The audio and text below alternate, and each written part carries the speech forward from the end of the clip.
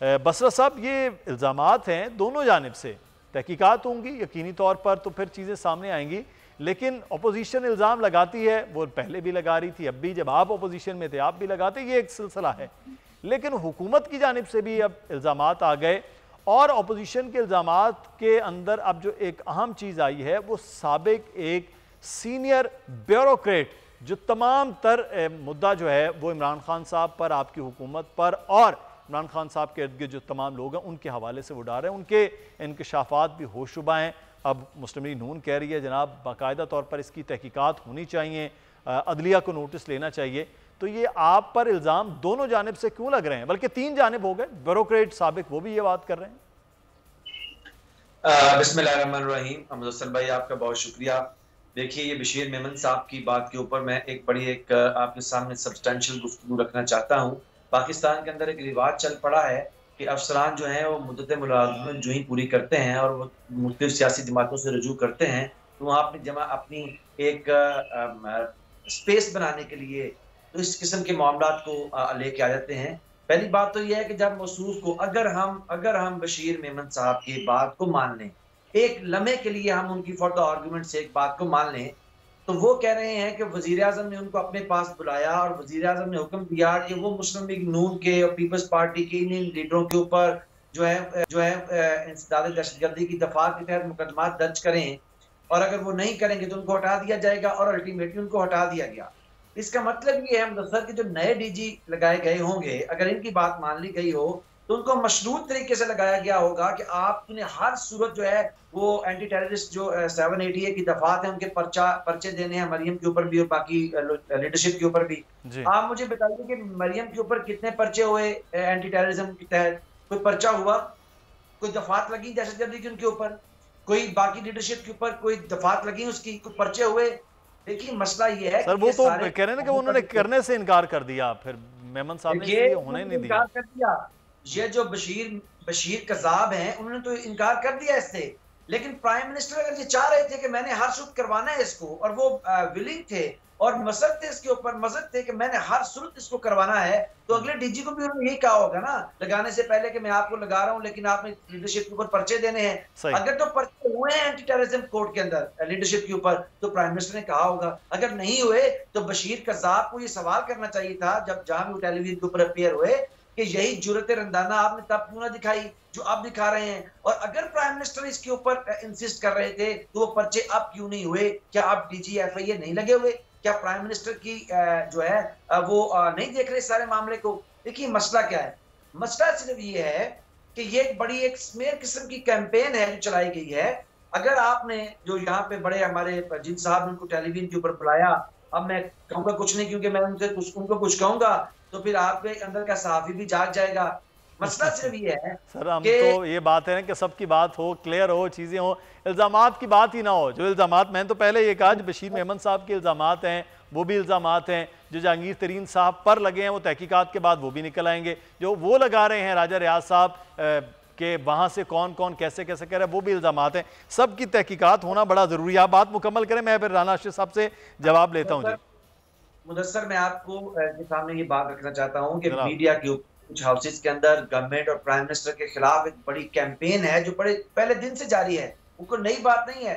आप मुझे बताइए कि एक यहाँ पे हमारे सीनियर किस्म के एक सफारतकार रहे हैं अब्दुल बासित, उन्होंने कहा कि नवाज शरीफ ने उनको डिक्टेट किया हुआ था कि आपने कहीं बाहर जाके नाम नहीं लेना कश्मीर का और इसके ऊपर बात नहीं करनी और किसी किस्म की इस हुकूमत के ऊपर जो इंडिया के अंदर तनकीद नहीं करनी। क्या कभी इन्होंने उसको बुला के भी कहा कि आए प्रोग्राम करते हैं?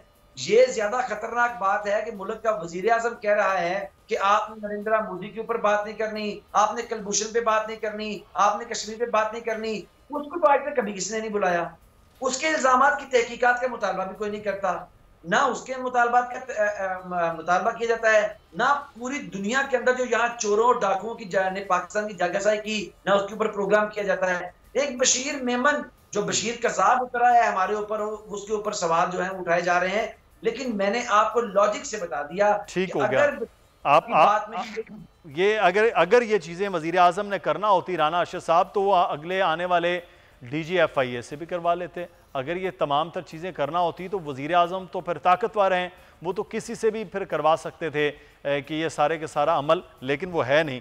अब चक्कर ये है कि ये जब सारी चीज़ें सामने आ गई हैं, आप मुतालिबात कर रहे हैं कि अदलिया को नोटिस लेना चाहिए, तहकीकात होनी चाहिए, तो खुद आप इन सारे इल्ज़ामात को लेकर पाकिस्तान मुस्लिम लीग नून अदालत में जाएगी। अदालत में पहले भी ये इल्ज़ामात तो पहले भी आए थे, अब दोबारा उनका इंटरव्यू आया, दोबारा ये चीज़ें सामने आ रही, अदालत में क्यों नहीं जा रहे सर?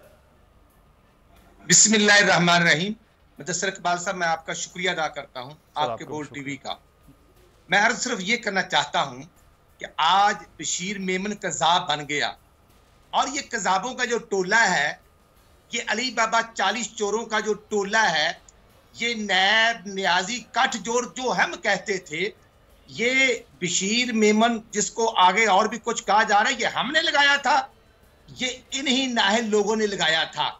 ये ऐसे ही नाहल लोग हैं जैसे इन्होंने तो सरकारी अफसर है, उन्होंने कहां से लगाना है सर? सरकारी अफसर तो आपको पता है सीएसपी ऑफिसरों के लगने का तरीकाकार तो वो सर भाई, मैं यही तो कर रहा हूँ जी जी सर भाई, हमने लगाया था। अगर इन लोगों ने, अगर बेकौल इनके कि वो बशीर मेमन गलत आदमी था या है, तो फिर गलत की सिलेक्शन इन लोगों ने की। देखना, जब ये जो कंसर्न लोग हैं ये उन पर प्रेशर डालेंगे, और वो शहजाद अकबर नामी जो शख्स है, हम तो कहते थे, लेकिन आज जो मियां नवाज शरीफ साहब का बयानिया था, वोट को इज्जत दो, सबके हकूक का तहफ़्फ़ुज़, आज तो वो बात पीटीआई वाले कर रहे हैं। वो राजा रियाज क्या कहता है कि हमारे साथ, वो कहता है तहरीक इंसाफ में हमें इंसाफ नहीं मिल रहा, और वो 11 एमएलए और वो 22 एमपीए।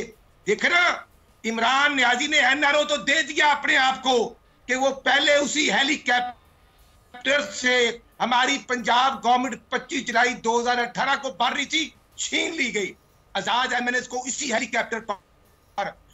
जो जहांगीर तरीन साहब हैं, कोई हलफ दे सकता है? मैं कहता हूं हल्फन, उनके फंड से हेलीकॉप्टर जो चलता था, उस पर इमरान नियाजी पूरे पाकिस्तान में उसी पर जाया करता था, उसी पर कैंपेन करता था। सर वो तो पर्सनल मामला हुआ ना कि वो तो जनरल सेक्रेटरी थे, वो जा सकते थे, इमरान खान साहब आ सकते थे, ये तो पार्टी का मामला है, जैसे कि कोई भी इस्तेमाल कर सकता है पार्टी के फंड्स के हिसाब से, पार्टी की जल से। मैं भी जी जी बात कह रहा हूं, जी जी, हम बात करते थे, आज पीटीआई के एमएनए एमपीएस वही कर रहे हैं। लेकिन राना साहब इसमें एक सवाल पैदा हो रहा है मेरा आपसे, मैं फिर तैमूर साहब से, तैमूर तालपुर साहब की जानिब से एक छोटा सा सवाल पैदा हो रहा है कि फिर इमरान खान साहब कोई के बारे में ये जो पाकिस्तान तहरीक इंसाफ कहती है कि किसी को नहीं छोड़ेंगे, तो अगर उनको ये लग रहा है कि जेडीडब्ल्यू मुलव्वस है, जहांगीर तरीन मुलव्वस है, तो फिर तो उनके खिलाफ भी एफआईआर दर्ज हो गई है। मुदस्सिर इकबाल साहब, नहीं, चीनी का पर्चा नहीं दिया, अच्छा, शुगर माफिया का पर्चा नहीं दिया, 8-10 साल पुराने तीनों केस बनाए हैं। ये झूठा पानी, ये है तजाद इमरान नियाजी में। भाई चीनी 120 रुपए आज मिल रही है, लोग रमजान बाजारों में लाइनों में लगे हुए हैं, कोविड के इंजेक्शन के लिए लोग कोविड से मर रहे हैं, लाइनें लगी हुई हैं, और खुद रियासत मदीना का दावेदार सर मैं थोड़ी सी क्लैरिटी कर देता हूं। यहाँ चीनी का जो मामला है वो तहकीकात अलग हो रही है, जो जहांगीर तरीन साहब के खिलाफ जो केसेस हैं यकीनी तौर पर पुराने वो अलग हैं। उन्होंने तो ये के डायरेक्टर डॉक्टर रिजवान थे, वो भी तब्दील कर दिए। बिल्कुल सर, डॉक्टर रिजवान साहब को तब्दील कर दिया गया है, तो अब ये भी एक बड़े एंड टाइम पर तब्दील किया गया, इस पे भी बड़े सवाल उठ रहे हैं। सब्सक्राइब करें और बेल दबाएं ताकि कोई खबर रह न जाए।